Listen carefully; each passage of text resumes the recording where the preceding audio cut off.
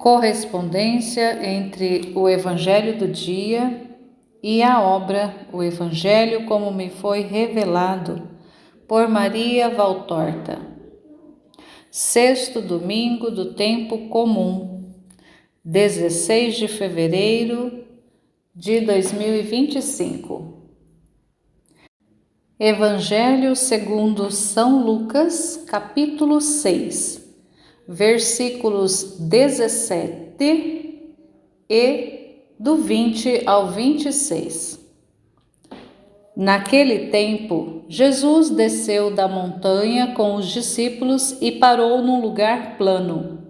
Ali estavam muitos dos seus discípulos e grande multidão de gente de toda a Judéia e de Jerusalém, do litoral de Tiro e Sidônia. E levantando os olhos para os seus discípulos, disse: Bem-aventurados vós, os pobres, porque vosso é o reino de Deus. Bem-aventurados vós, que agora tendes fome, porque sereis saciados. Bem-aventurados vós que agora chorais, porque havereis de rir. Bem-aventurados sereis quando os homens vos odiarem, vos expulsarem, vos insultarem e amaldiçoarem o vosso nome por causa do Filho do Homem. Alegrai-vos neste dia e exultai, pois será grande a vossa recompensa no céu. Porque era assim que os antepassados deles tratavam os profetas. Mas ai de vós, ricos, porque já tendes vossa consolação. Ai de vós que agora tendes fartura, porque passareis fome. Ai de vós que agora rides, porque tereis luto e lágrimas. Ai de vós quando todos vos elogiam. Era assim que os antepassados deles tratavam os falsos profetas. Palavra da salvação, glória a vós, Senhor. Correspondência com o Evangelho como me foi revelado, de Maria Valtorta. Volume 3, capítulo 170. Segundo discurso da montanha, o dom da graça e as bem-aventuranças. Jesus está falando aos apóstolos, colocando cada um deles no seu lugar para dirigirem a multidão e cuidar dela, pois o povo está subindo desde as primeiras horas da manhã, com seus doentes trazidos nos braços ou em padiolas, enquanto outros vêm arrastando-se em suas muletas. No meio do povo estão Estevão e Erma. O ar está limpo e um pouquinho frio, mas o sol vai temperando logo essa pequena aspereza do ar da montanha, que por um lado torna o sol mais suave e por outro tira vantagem sobre ele, soprando com o frescor de sua pureza, sem, porém, incomodar. Algumas pessoas se assentam sobre pequenas e grandes pedras, espalhadas pelo pequeno vale que fica entre os dois cumes, enquanto outras continuam esperando que o sol enxugue a erva coberta de orvalho para se assentarem no chão. É muita gente vindo de todas as regiões da Palestina, de todas as condições. Os apóstolos somem no meio da multidão, mas como abelhas que vão e vêm dos prados para a colmeia, de vez em quando voltam até o mestre para darem notícias, para fazerem perguntas, ou pelo prazer de serem olhados de perto pelo mestre. Jesus sobe um pouco mais acima do prado, que está no fundo do pequeno vale, e encostando-se a um paredão da montanha, começa a falar.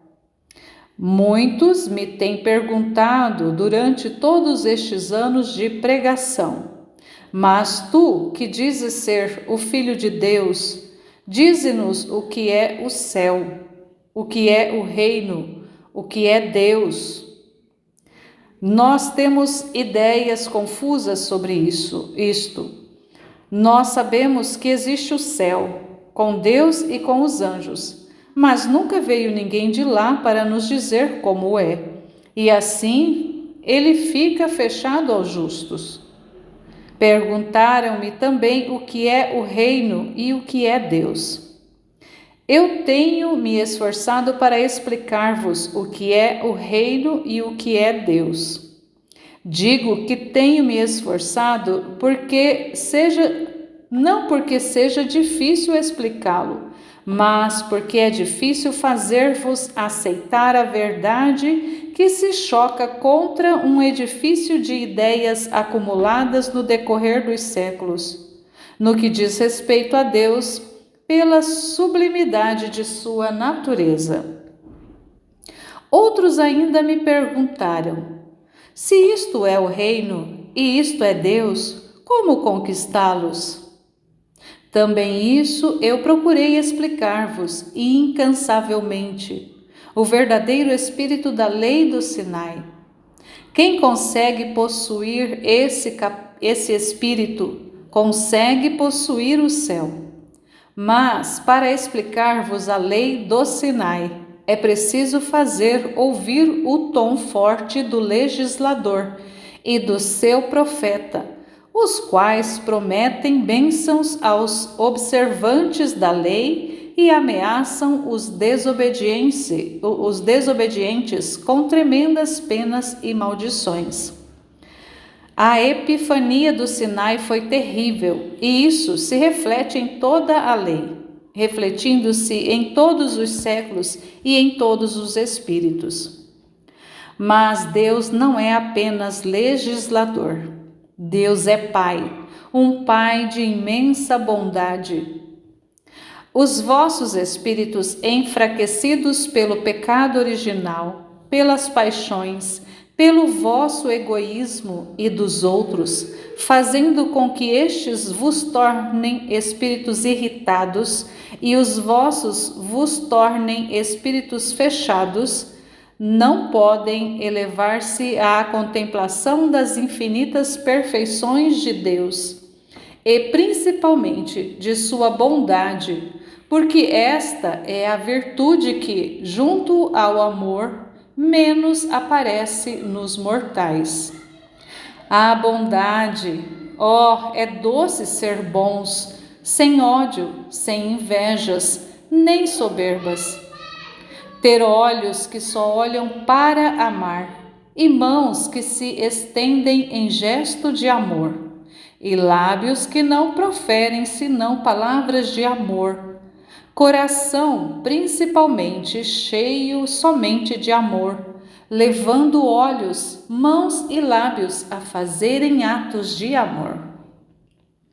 Os mais doutos sabem de que dons Deus tinha enriquecido Adão, não só para ele mesmo, como para os seus descendentes. Até os mais ignorantes dos filhos de Israel sabem que temos o Espírito. Só os pobres pagãos não sabem que nós temos esse hóspede real, este sopro vital, esta luz celeste que santifica e vivifica o nosso corpo. Mas os mais doutos conhecem os dons dados ao homem, ao espírito do homem. Deus não fez enriquecer menos o espírito do que a carne. O sangue da criatura, feita com um pouco de lama e com o seu hálito. Como deu dons naturais de beleza e integridade, de inteligência e de vontade, de capacidade de amor recíproco, Assim, deu também dons morais, com a sujeição dos sentidos à razão, de modo que na liberdade e no domínio de si mesmo e da própria vontade que Deus havia dado a Adão, não se insinuava o malvado cativeiro dos sentidos e das paixões. Amar-se, o querer, o prazer na justiça, era livre, sem o que vos torna escravos, fazendo-vos sentir o mordente do veneno que Satanás espalhou e vomita, levando-vos para fora do alvéo límpido, para os campos lamacentos, para os brejos podres, onde fermentam a febre da sensualidade carnal e moral. Porque ficais sabendo que é sensualidade, até a concupiscência por pensamento. Eles tiveram dons sobrenaturais, isto é, a graça santificante, o destino superior, a visão de Deus. A graça santificante é a vida da alma, é a que há de mais espiritual em nossa alma. A graça nos faz filhos de Deus, nos preserva da morte do pecado, e quem não está morto vive na casa do Pai, no paraíso, no meu reino, o céu. O que é essa graça que santifica, que dá vida e o paraíso? Oh, não useis de muitas palavras. A graça é o amor. Portanto, a graça é Deus. É Deus que, admirando-se a si mesmo na criatura criada perfeita, se ama, se contempla, se deseja, dá a si mesmo para multiplicar o que tem, e tornando-se feliz assim, e amando-se naqueles que são outros ele mesmo. Ó filhos, não priveis a Deus deste seu direito, não roubeis de Deus essa sua posse, não decepcioneis a Deus nesse seu desejo. Pensai que Ele age por amor. Ainda que vós não fosseis, Ele seria sempre infinito, o seu poder não ficaria diminuído. Mas Ele, ainda que completo em sua medida infinita, incomensurável, não quer para si. Não o poderia, porque é já o infinito. Mas pela criação, sua criatura, Ele quer aumentar o amor por tudo que essa criação contém. Por isso, vos dá a graça, o amor, para que vós, em vós, o leveis à perfeição dos santos, e derrameis este tesouro, tirado do tesouro que Deus vos deu com a sua graça, e acrescido de todas as vossas obras santas, com toda a vossa vida heróica de santos, no oceano infinito, onde Deus está, isto é, no céu. Ó divinos, divinos, divinos mananciais do amor, vós existis, e ao vosso ser não é dada a morte, porque sois eternos como Deus, sendo deuses. Vós existireis, e ao vosso ser não se dará fim, porque imortais como os santos espíritos que vos nutriram abundantemente, voltando para vós enriquecidos com seus próprios méritos. Vós viveis e nutris, vós viveis e enriqueceis, vós viveis e formais a santíssima comunhão dos Espíritos, de Deus, Espírito perfeitíssimo, e de todos, desde o pequenino que acaba de nascer, sugando pela primeira vez o leite materno. Não me critiqueis em vossos corações, ó homens doutos. Não digais, ele é louco e é mentiroso, porque como um louco ele fala da graça em nós, privados dela pela culpa. Ele mente dizendo que já somos uma só coisa com Deus. Sim, a culpa existe. A separação também existe. Mas diante do poder do Redentor, a culpa, separação cruel que se fez entre o pai e seus filhos, cairá por terra, como muralha sacudida pelo novo Sansão. Eu já a agarrei e a estou sacudindo, e ela já está aluindo, e Satanás está tremendo de raiva, de impotência, não podendo fazer nada contra o meu poder, sentindo que lhe são arrebatadas tantas presas, tornando mais difícil arrastar o homem para o pecado.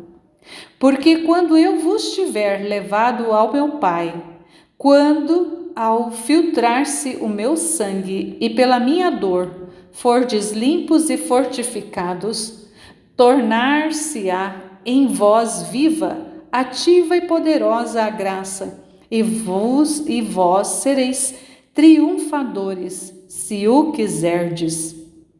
Deus não vos força, nem quanto ao pensamento, nem quanto à vossa santificação. Vós sois livres, mas Deus vos dá forças. Ele vos dá liberdade, mesmo no império de Satanás. Deveis escolher, submeter-vos ao jugo infernal ou pôr asas de anjos em vossas almas. Tudo depende de vós. Na minha companhia, como vosso irmão, para guiar-vos e alimentar-vos com a comida imortal. Como se pode conquistar a Deus e o seu reino por um caminho mais suave do que o do Sinai? Assim vos dizeis. Assim vós dizeis: não há outro caminho, o caminho é aquele. Contudo, devemos olhar para ele, não através da cor da ameaça, mas sim através da cor do amor. Nós dizemos: ai de mim, se eu não fizer isto. Continuamos tremendo, esperando o pecado, pensando que somos incapazes de deixar de pecar. Digamos: feliz de mim, se eu fizer isto. E com um impulso de sobrenatural alegria, jubilosos, lancemo-nos nos braços desta felicidade que nasce da observância da lei, como corola de rosa nascida de uma moita de espinhos. Feliz de mim, se eu for pobre de espírito, porque então o reino dos céus é meu. Feliz de mim, se eu for manso, porque herdarei a terra. Feliz de mim, se eu for capaz de chorar sem revolta, porque serei consolado. Feliz de mim, se mais do que do pão e do vinho, para saciar a fome, eu tiver fome e sede de justiça. A justiça me saciará. Feliz de mim, se eu for misericordioso, porque a divina misericórdia será usada para comigo. Feliz de mim, se eu for puro de coração, porque Deus se inclinará para o meu coração puro e eu o verei. Feliz de mim, se eu tiver um espírito de paz, porque serei chamado por Deus de seu filho. Na paz está o amor. E Deus é amor, que ama a quem é semelhante a Ele. Feliz de mim, se por fidelidade à justiça eu for perseguido, porque para compensar-me das perseguições terrenas, Deus, meu Pai, me dará o reino dos céus. Feliz de mim, se eu for ultrajado e se for acusado mentirosamente, por reconhecer-me teu filho. Ó Deus, disso me deves provir alegria, não desolação, porque isso me iguala aos teus melhores servos, os profetas, perseguidos por essa mesma razão, e com os quais eu creio firmemente que hei de compartilhar a mesma grande recompensa eterna no céu que é meu. Olhemos assim para o caminho da salvação, através da alegria dos santos. Feliz de mim se eu for pobre de espírito. Ó riquezas, brasas de Satanás, e quantos delírios levais, nos ricos e nos pobres. O rico que vive para o seu ouro, o ídolo infame do seu espírito arruinado. O pobre que se vive do ódio ao rico, porque o rico tem o ouro, e ainda que o pobre não cometa materialmente nenhum homicídio, lança suas maldições sobre os ricos, desejando-lhes toda espécie de mal. Não basta deixar de fazer o mal, é necessário também não desejar fazê-lo. Quem diz maldições rogando pragas e desejando a morte, não é muito diferente de quem mata materialmente, porque nele existe o desejo de ver morrer aquele a quem ele odeia.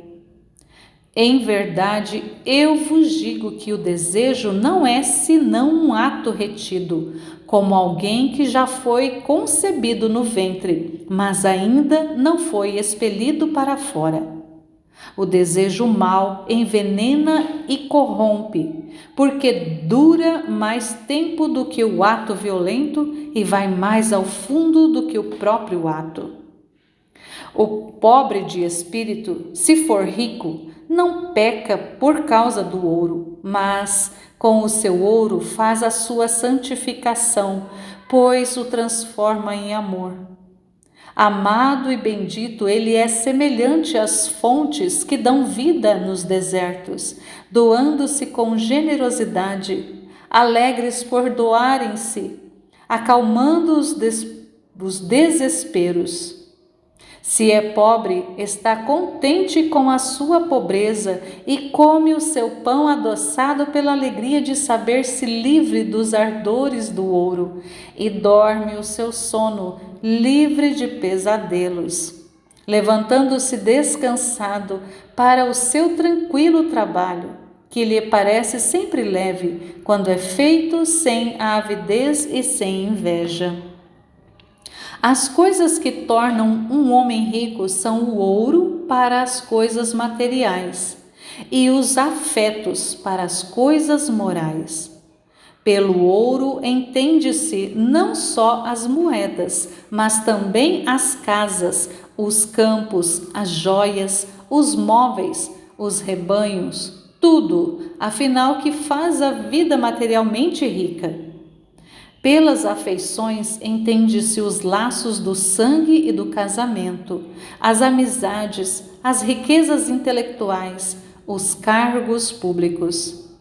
Como estais vendo, se para aquela primeira categoria o pobre pode dizer: ó, quanto a mim, basta que eu não tenha inveja de quem tem posses, já estando no meu lugar, pois sou pobre, sendo necessariamente colocado aqui.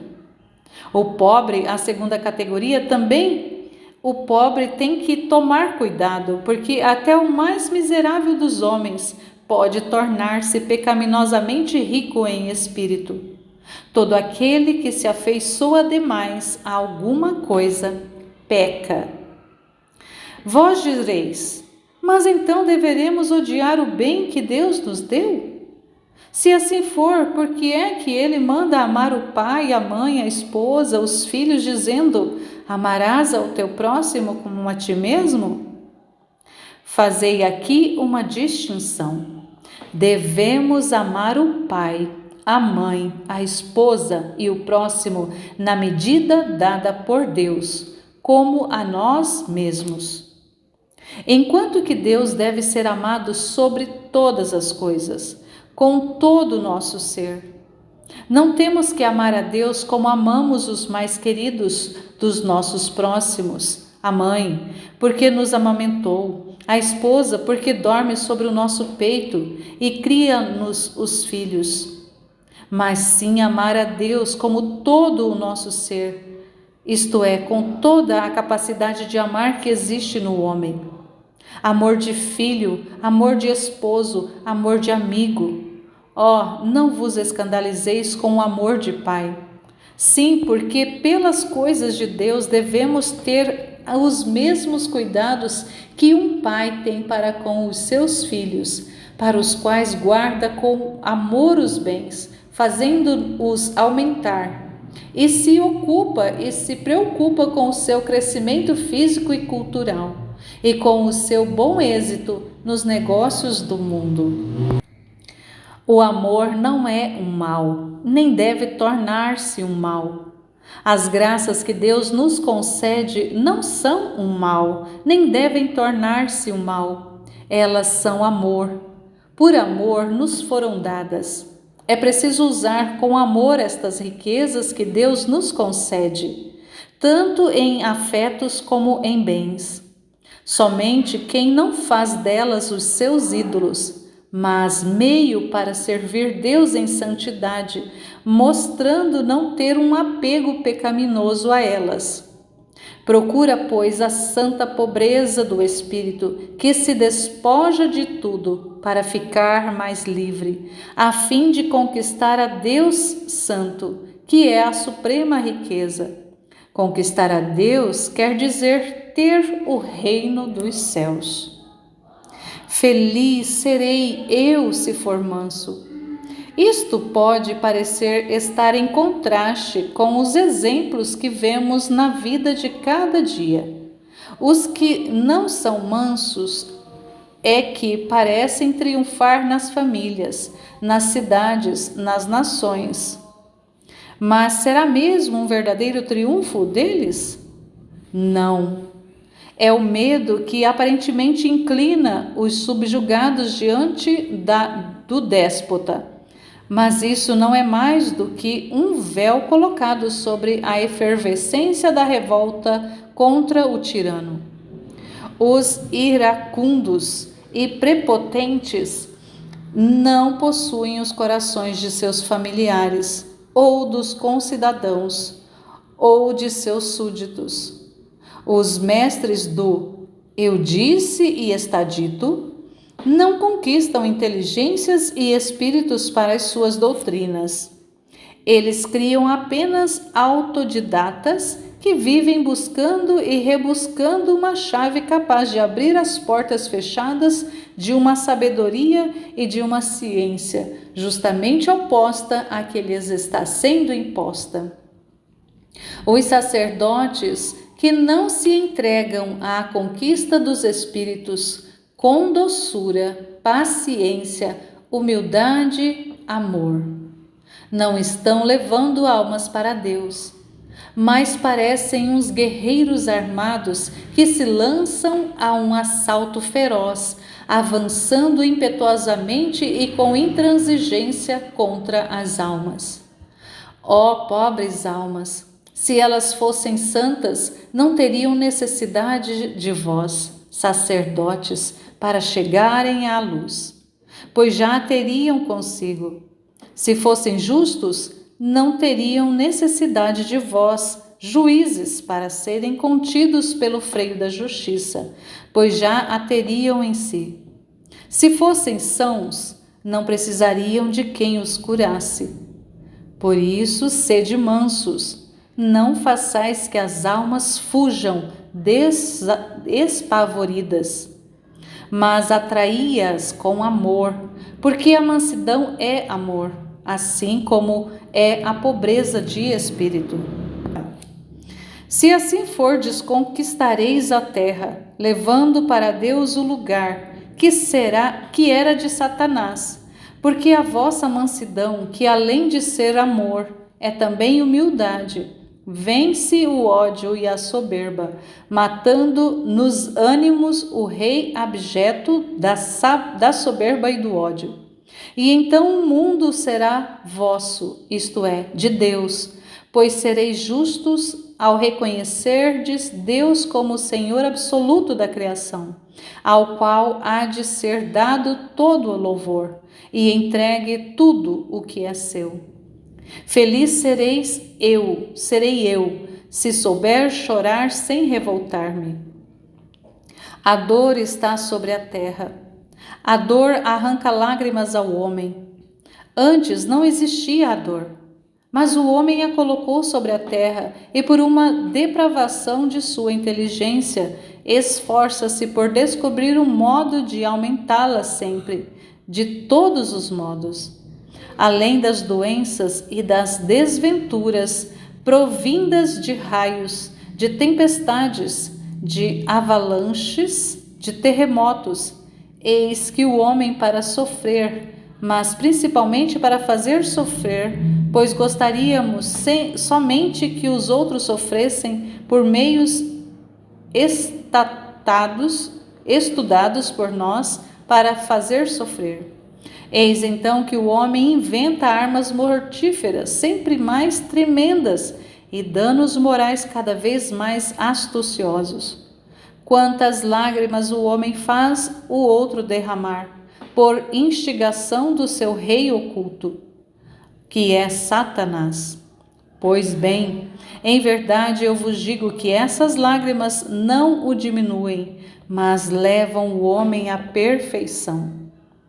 O homem é um menino descuidado, despreocupado, superficial. Alguém nascido com inteligência tardia, enquanto o pranto não o tornar adulto, reflexivo e inteligente. Somente os que choram ou que já choraram sabem amar e compreender. Amar os irmãos que choram, compreendê-los em suas dores, ajudá-los com bondade, sabendo por experiência quando se sofre, estando sozinho no pranto. E sabe amar a Deus porque se compreende que fora de Deus tudo é dor, porque compreende que a dor se mitiga se for chorada sobre o coração de Deus, compreendendo que o choro resignado não quebranta a fé, não torna árida a oração, que não conhece o que é revolta, mas muda de natureza, transformando-se a dor em consolação. Sim, os que choram amando o Senhor serão consolados. Feliz serei eu se tiver fome e sede de justiça.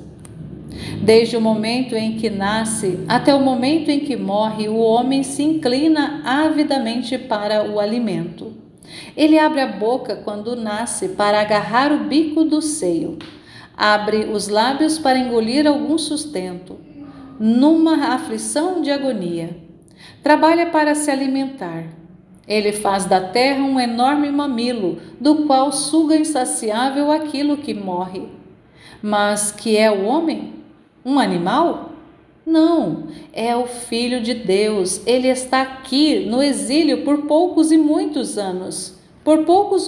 anos, mas sua vida não termina com a mudança da sua morada. Existe uma vida na vida. Assim como em uma noz existe o miolo. A noz é o miolo e não a casca.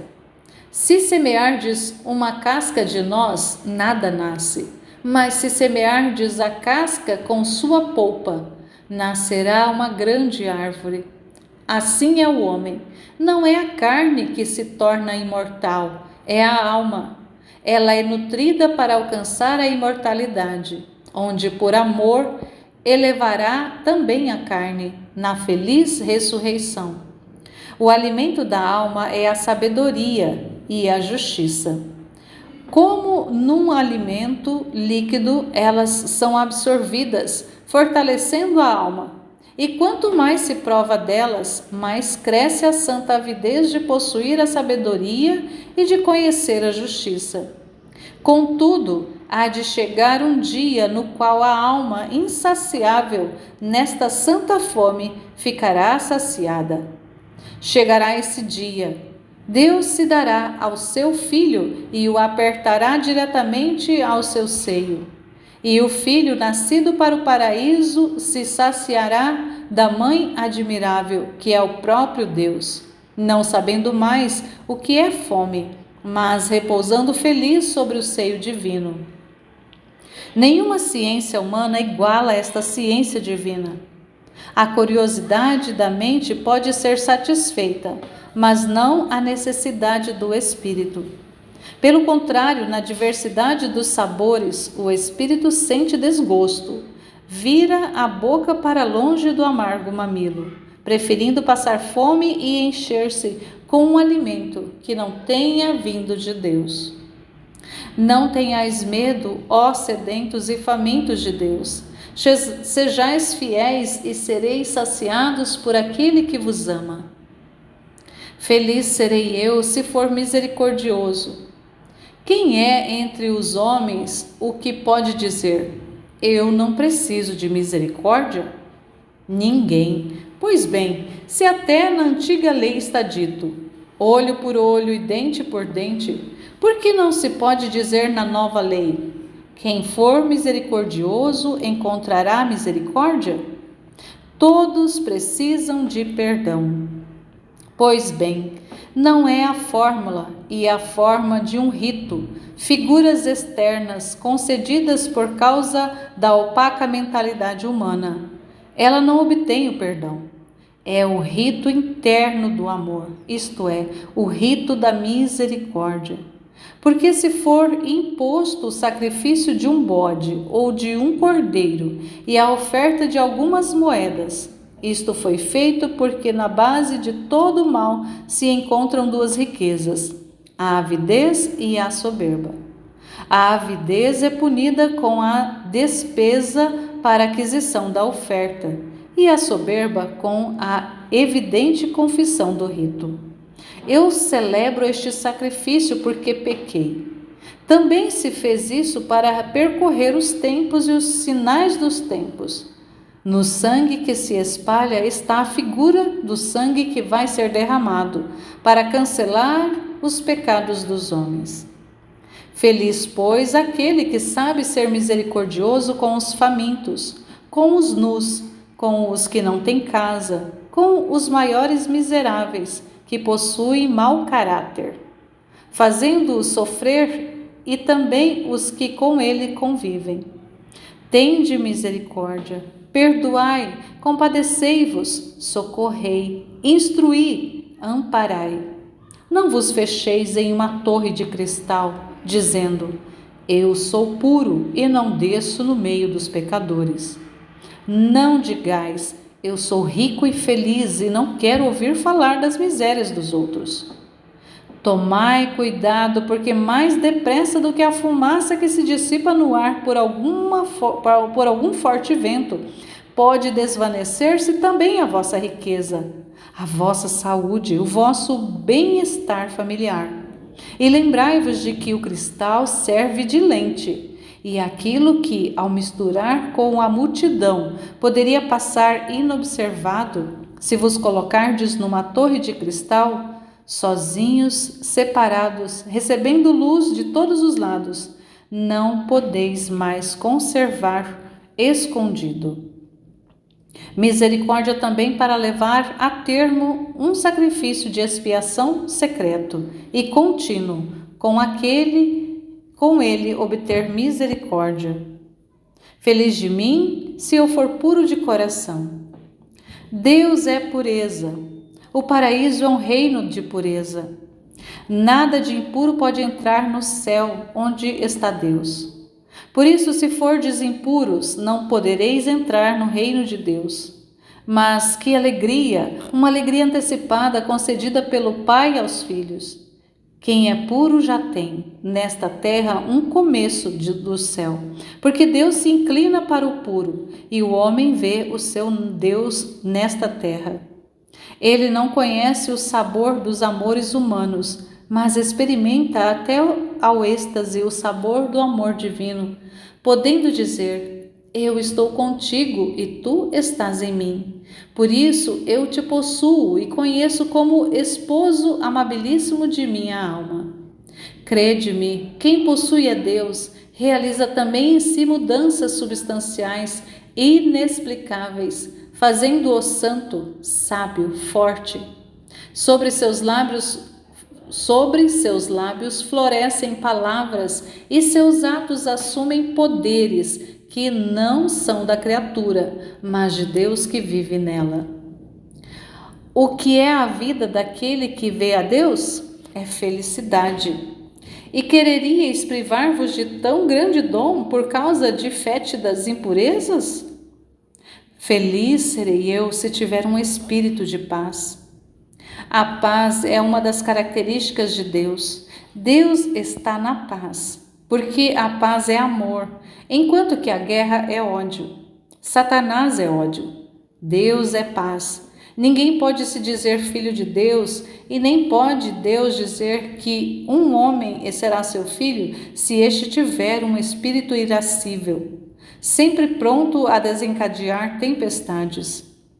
E mais, não pode dizer-se filho de Deus quem, ainda não sendo um desencadeador de tempestades, contudo, não contribuindo em nada com a grande paz que acalma as tempestades levantadas por outros.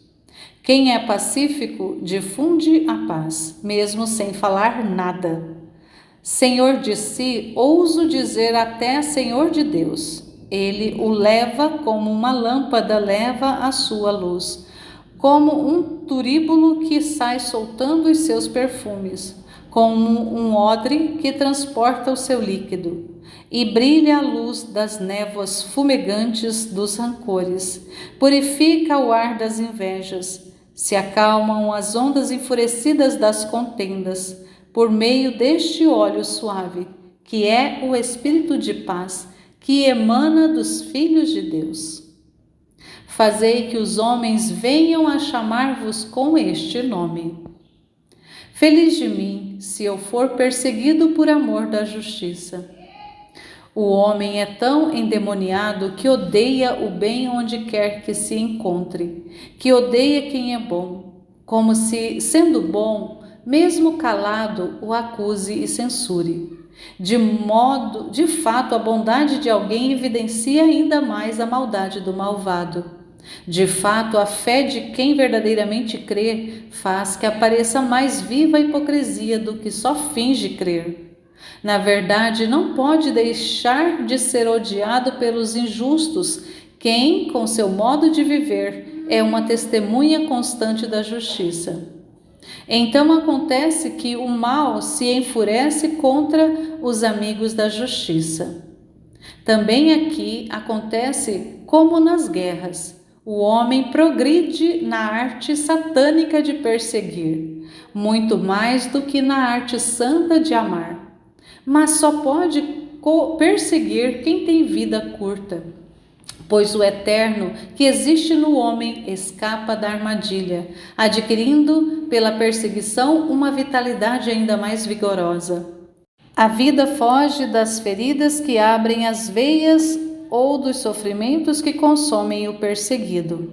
Mas o sangue faz a púrpura do futuro rei e os sofrimentos são como outros tantos degraus para subir ao trono que o Pai preparou para os seus mártires, o trono régio do reino dos céus. Feliz serei eu, se for ultrajado e caluniado. Fazei com que vosso nome possa ser escrito nos livros do céu, nos quais não há nomes, feitos das mentiras humanas, que louvam os que não merecem louvor. Mas com justiça e amor estão escritas as obras dos bons, para dar-lhes o prêmio prometido por Deus. Antes de nosso tempo, os profetas foram caluniados e ultrajados. Mas quando forem abertas as portas dos céus, eles entrarão na cidade de Deus com a imponência de reis, e diante deles os anjos se inclinarão, cantando cheios de alegria. Vós também, os ultrajados e caluniados por terdes sido de Deus, tereis o triunfo no céu. Quando o tempo terminar e o paraíso estiver completo, todas as lágrimas serão estimadas, porque por elas tereis conquistado a glória eterna. E eu, em nome do Pai, vos prometo. Ide, amanhã eu vos falarei ainda. Fiquem aqui agora somente os doentes para que eu os socorra em seus sofrimentos. A paz esteja convosco e a meditação sobre a salvação, através do amor, vos encaminhe pela estrada, cujo fim é o céu. Louvado seja nosso Senhor Jesus Cristo e sua Mãe Maria Santíssima, para sempre sejam louvados. Em nome do Pai, do Filho e do Espírito Santo. Amém.